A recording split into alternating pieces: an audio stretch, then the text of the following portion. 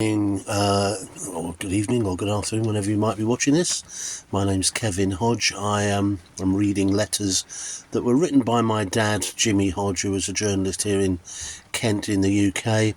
And Jimmy wrote a letter every day of the year in 1999, 26 years ago, just to commemorate the year prior to the millennium at the end of the year. And I'm trying my best just to read them, paraphrase them for each day of this year, just as a small tribute to him. The news is always, there's definitely patterns in news, and when you read them, you see that newspapers are very much into covering things. Yesterday there was a famous rugby player who was told to be dealing in drugs, and this week, or this day 26 years ago, Lenny Henry was caught out apparently with a young fan who spent a lot of time in his room, and but was said to have a rock solid marriage with wife Dawn French, which subsequently didn't prove to be the case, I suppose, in recent years when they separated. But who knows? So Dad was saying it sounds very much like the silly season, which was the name given to a sort of part of the year where nothing seemed to happen, so newspapermen had to invent them, I think was his point. Mobile phones came in for criticism again, some link to brain cancers. That seemed to be the case. I'm not sure if phones have changed now, and then because Jimmy was saying about the number of people who seem to walk around with them glued to their ear. Now, it's hard for me to believe that probably I've had a mobile phone for over 25 years. It only feels like 10, don't know why. But I guess I'm like many people. This week I went up to the hospital for an appointment and got into the back of a taxi cab, and my phone fell out of my jacket pocket onto the seat of the taxi, but I didn't know that at the time, and suddenly thought I'd lost it, it had fallen out, or I'd been pickpocketed, and I have to say the sheer terror that went through my mind, thinking, gosh, all my credit cards are on there and they're in the little wallet I go with it.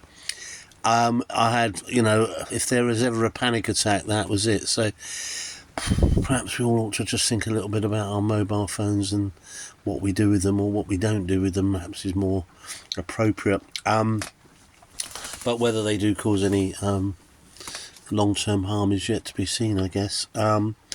What else? Someone on a plane apparently was fined £2,000 for using it on a plane. I'm pretty sure now you're not allowed to, unless they've improved the tech somehow, but he was going to be fined £2,000. Freedom of Information Bill was a big thing 26 years ago now. FOIs, I think, are pretty much a regular thing now, though they're not always granted, but the Freedom of Information Bill. The Royal Marines were preparing to admit ladies into the Royal Marines. My dad said probably the men were going to be showing them their weapons. But whether that ever happened, who knows? And lastly, a ditty.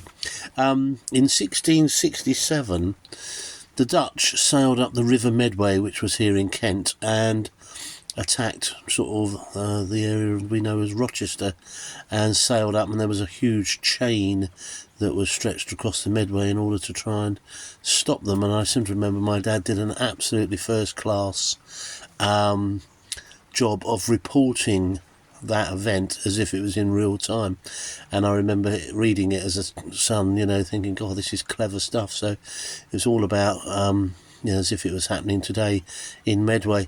And he produced a lovely glossy book. If anyone's still got one howling in their attic, please let me have it. But that was a work of art as well. But the sad fact is, someone who was sitting on a far shore watching the battle from a hill got hit by a stray cannonball, in the middle of nowhere, watching the battle from afar, got killed as a stray cannonball hit him. So it was all a bit sad, wasn't it, really? So there you are. Moral of the story, if you're watching chaos from afar, make sure it doesn't hit you on the head. Okay, that was the news 26 years ago. It's Saturday, the 24th of May. That was 24th of May 1999. So thanks for watching, thanks for subscribing, thanks for looking, and see you again tomorrow. There you go.